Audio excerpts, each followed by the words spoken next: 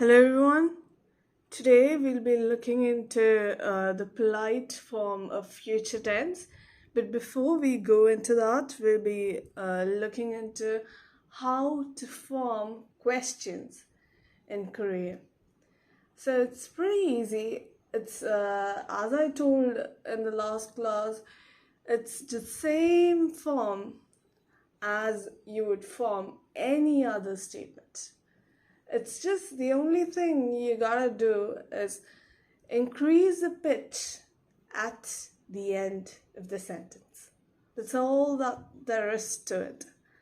And when I say increase the pitch, it might sound a bit hard and you might feel like you need to have a lot of musical sense to do that. No, it's not like that. I must have thought the same in the beginning, but it's not. It's rather easy. This is a sentence where they're asking, will you do soccer?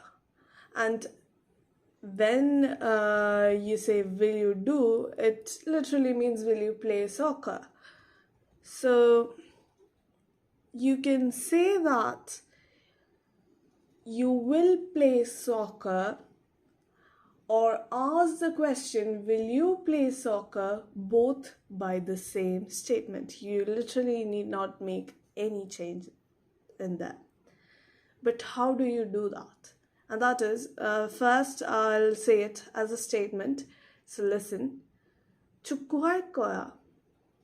So you're literally just simply saying that I will play soccer. But to ask this as a question, it would be 축구 할 거야? So that is a question. First one is 축구 할 거야. 축구 할 거야. So these last two times were simply a sentence. And I'll repeat the question form once again. 축구 할 거야? So you're asking a question. And I'll read out the other sentences, the other examples given here also, so that you understand better and you can look into this lesson yourself in page number 87 of the material given in the description box. 벌써 갈 거야? 씻을 거야? 올림픽 볼 거야? 학교 안 갈 거야? 점심 안 먹을 거야? 이 책 안 읽을 거야? So all these were read as questions. So if you practice so that you can make questions in this manner, it's gonna get pretty easy for you. It's just it might just be a bit difficult in the beginning, but it's actually very easy if you understand how it works. As for the new word, 벌써 means already.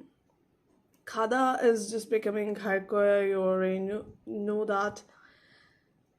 씻어 means to wash up. That is to shower, things like that is 씻다, and that is becoming 씻을 거야. Olympic is just Olympics, and that is pretty clear from that. 학교 means school. 점심 means lunch. 책 means book.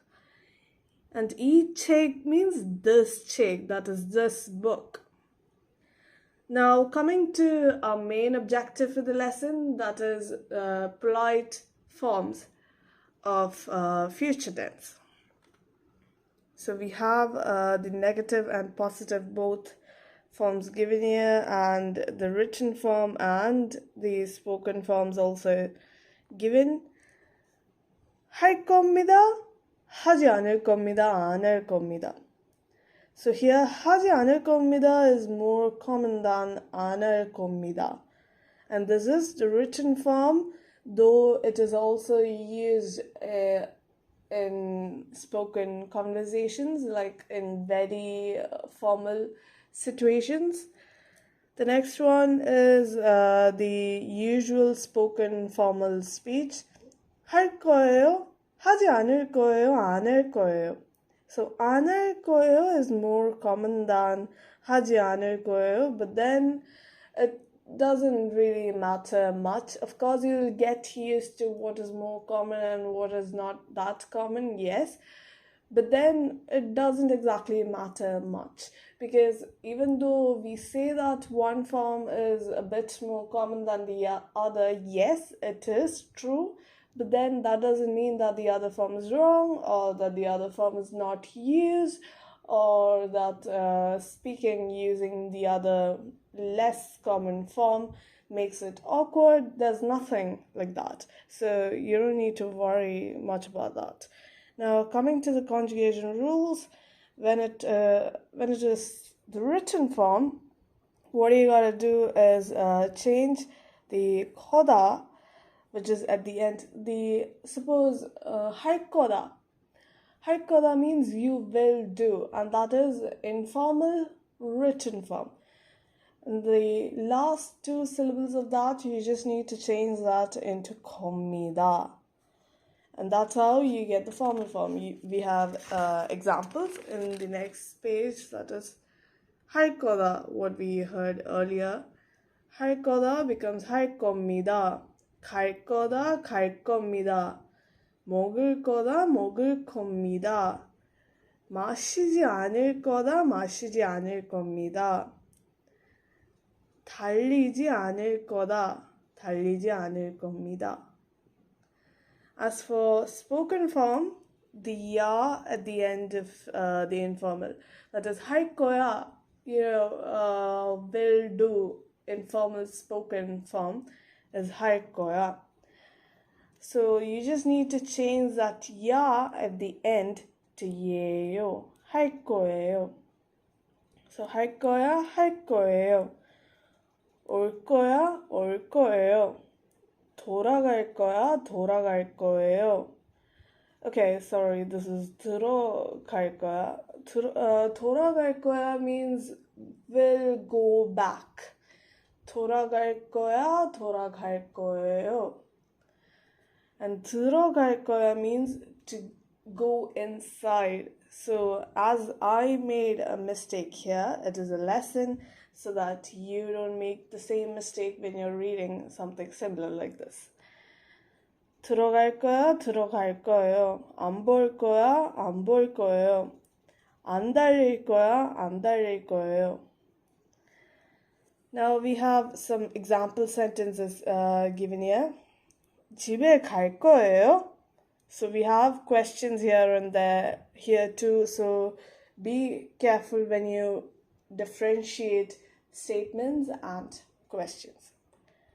사라는 소용할 거예요. 다윗은 골리앗을 이길 거예요. 저는 박물관에 들어갈 거예요. 저는 거실에서 기타 칠 거예요. 씻을 거예요? 벌써 갈 거예요? 축구할 거예요? 월드컵 볼 거예요? 학교 안 갈 거예요? 점심 안 먹을 거예요? 이 책 안 읽을 거예요? So these are pretty much the repetition of the sentences we just saw before. Some other new words are 집. 집 means home or house. And the other sentences are just the formal versions of the ones we saw in the last class. 사라는 수영할 거예요. We saw it in the last classes. 사라는 수영할 거다 or 할 거야. Things like that. 수영 means swimming. David and Goliath is literally two names, and 이기다 means to win. 박물관 means museum. So 들어가다 means go inside or enter the 박물관, that is museum. 거실 means living room, and guitar, it's just guitar, and to play any musical instrument, you would write Chida. Chida would become, like in its future tense, it would become chekoyo, chekoda, chekomida, chekoya, things like that. But you wouldn't say the same for a game or a sport or things like that. That's why musical instrument, the verb you use for playing a musical instrument and playing a game is different. So with that, we are done with today's lesson. Hope you make your own sentences and practice, and feel free to put those sentences in the comments, and I'll be looking into them, all of them, as usual, and put in any doubts you might have. So we'll see each other with a new topic in the next class.